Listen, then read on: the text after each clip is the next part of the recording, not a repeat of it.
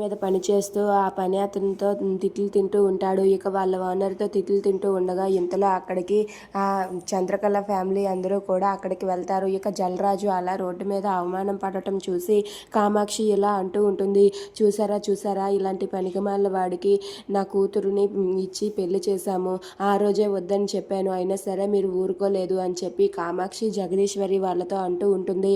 ఆ మాట వినగానే జగదీశ్వరి అయితే, ఏంటి కామాక్షి నువ్వు ఆలోచించేది, తను ఇంటిని పోషించడం కోసం ఏదో ఒక రకంగా కష్టపడుతున్నాడు, అందులో తప్పేముంది అని చెప్పి అక్కడ ఉన్న ఆ జగదీశ్వరి అంటుంది. ఆ మాట వినగానే అక్కడ ఉన్న కామాక్షి అయితే, చీచి ఏంటి ఏం పని ఇది, ఇలాంటి పని చేసి రోడ్డు మీద ఉండి ఇలా తిట్లు తిండమా, అయినా నా కూతురు ఇలాంటి వాడిని పెళ్లి చేసుకుందంటే నాకు చాలా బాధగా ఉంది అని చెప్పి అక్కడ ఉన్న ఆ కామాక్షి అంటుంది. దాంతో చంద్రకళ కూడా, అవును పిన్ని, జలరాజు ఏదో ఒకటి కష్టపడి తన భార్యని పోషించి పెంచాలని అనుకుంటున్నాడు, నువ్వెందుకు ఇలా ఆలోచిస్తున్నావు పిన్ని అని చెప్పి అంటుంది.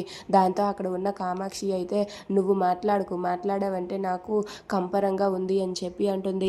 ఇంతలో అక్కడే ఉన్న శాలిని ఇలా అంటూ ఉంటుంది, అయినా సరే జలరాజ్కి చేపల బిజినెస్ ఉంది కదా, ఇక్కడ ఎందుకు పనిచేస్తున్నాడు అని చెప్పి అంటుంది. దాంతో అక్కడ ఉన్న జలరాజు అయితే, ఏం చేస్తాము, ఆ చేపల బిజినెస్ కూడా అంతంత మాత్రానే ఉంది, అందుకే ఇక్కడ ఇలా పని చేయవలసి వస్తుంది అని చెప్పి అంటూ ఉంటాడు. దాంతో శాలిని, చంద్ర వీళ్ళందరూ అలా చూస్తూ ఉండిపోతారు.